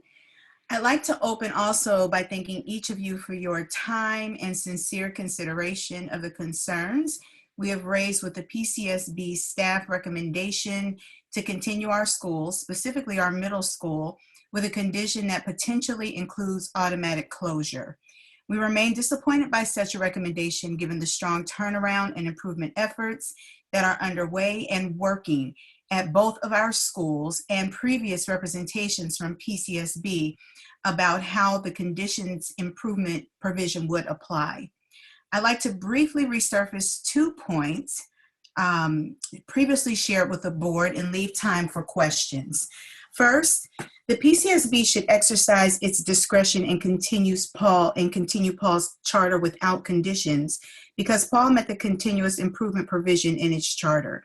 The continuous improvement provision states that a school is thought to have met the condition if they show continuous improvement in overall PMF scores over the review period. The implementation of this policy, however, has been inconsistent and has been applied to schools that have only 2 years of improvement, some of which ended with lower PMF scores at the end of their review period than they had at the beginning of the review period. Prior to the recent proposed changes to the PMF technical guide, this interpretation was not stated in any PCSB policy. Paul Middle School's PMF score in the last year of the review period was 0.9 of a percentage point higher than its score in year 1 of its review and the highest score overall. Paul, therefore, met the provision as it is actually written. Second, even if the continuous improvement provision does not apply, there are other good reasons for the board to continue Paul's charter without conditions that include automatic closure.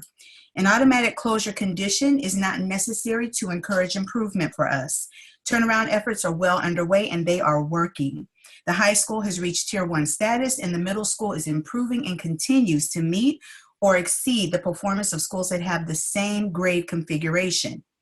Paul Middle School achieved a 3-star rating on OSCE STAR framework. If this is sufficient for renewal without conditions, when renewal is a non-discretionary standard, it should be sufficient to satisfy the discretionary renewal standard and support charter continuance without conditions that include automatic closure. Also, we continue to make positive gains in growth in student achievement, even as the percentage of students with an IEP or an L designation grows exponentially. Currently, 44% of our student population, 44% of our student population has been designated as having one or several unique learning needs. And I want to say that again because that's a huge population. Almost half of our student population has been designated as having one or several unique learning needs. That makes Paul very different. Paul is also one of the few middle schools that backfills seats and takes mid-year entries. In the last 2 years, as staff's report notes, Paul grew by 89 students at the middle school, and approximately 25% of our 7th and 8th grade students were new to Paul. All of these factors have led to increased enrollment, a strong, stabilized adult climate and culture, and excellent financial standing. It is our sincere hope that the PCSB board will take into consideration the totality of the work underway at Paul PCS, understand that the dissolution of our middle school could trigger a bond default and rob DC students of yet another middle school choice and a Tier 1 high school, and use the discretion afforded under the SRA to either continue our charter without conditions or prescribe conditions that involve increased monitoring and or programmatic support that helps our students. Thank you. Thank you. All right. Board members, any questions or comments at this time?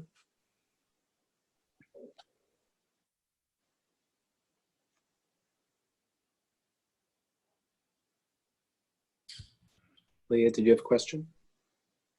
I was going to move forward with a motion. If there are questions. If there are no questions or comments, I'm happy to take a motion. I move to conditionally continue the charter of Paul Public Charter School contingent upon the execution of a charter amendment agreement that memorializes the conditions as proposed by staff and approve the DC PCSB board chair to sign the charter agreement amendment on the board's behalf. Okay, so we have a motion on the table. Do we have a second? Second. Okay, we have a motion and a second.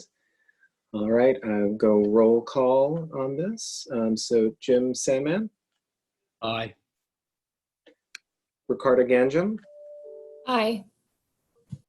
Saba Barreda? Aye. Steve Bumbow? Nay. Nay, nay from Steve. Okay, so Naomi Shelton? Aye. Leah Crucy? Aye. And I from myself, Rick Cruz. So we have 6 in favor, 1 opposed. The motion passes. with the conditions as proposed by staff. Paul team, thank you very much for not only your vigorous advocacy on behalf of your students and your school. I think the conversation that you have precipitated over the last couple of months has been very helpful. And I also think you'll understand our interest in treating Paul consistently with the other schools who have been faced with similar conditions.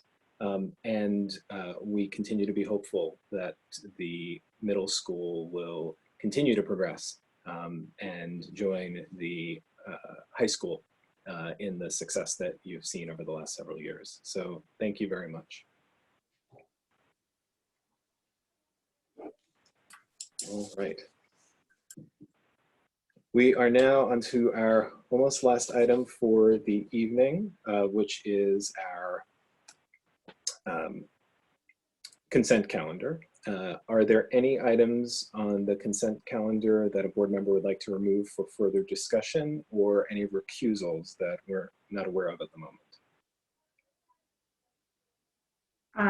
Leah Cruzy, I'm going to recuse from Lee. All right. So I think that I always want to make sure. So we're going to remove Lee from the consent calendar, or we'll do that separately. Can I get a motion to approve all the items on the consent calendar save for the Lee Montessori item? I move to approve all items on the on the consent calendar, minus Lee Montessori. Can I get a second? All right, we got a motion and a second. Roll call vote. Ricarda? Aye. Naomi Shelton? Aye. Jim Sandman? Aye. Saba Beretta? Aye. Leah Cruzy? This is without Lee. Aye. Aye. Okay. Steve Bumbaugh? Aye. And this is Rick Cruz with an aye. All right. And then the Lee Montessori PCS facility issue. Can I get a motion to approve the Lee Montessori item? I move to approve the Lee Montessori item that was removed from the consent calendar. Thank you. I've got a motion. Second. Thanks, Steve. All right. Roll call vote again. Jim Sandman? Aye. Saba Beretta? Aye. Ricardo Gandrum? Aye. Naomi Shelton? Aye. Steve Bumbaugh? Aye. And this is an aye, Rick Cruz. So we've got 6 votes in favor of that. All right. On to any new business at this point, board members? No, lots of heads nodding no. Then I will take us to adjournment, and I'll take a motion to adjourn. I move to adjourn the May 19th, 2020 board meeting. Second? Can I get a second? Second. Got a motion and a second. All right. Roll call vote. Steve Bumbaugh? Aye. Leah Cruzy? Aye. Saba Beretta? Aye. Jim Sandman? Aye. Ricardo Gandrum? Aye. Naomi Shelton? Aye. And this is Rick Cruz and aye. We are adjourned, our 3rd virtual meeting, and it has been uneventful. So thank you all, and we'll be back here next month, probably virtually. Thank you. Thank you. Thank you.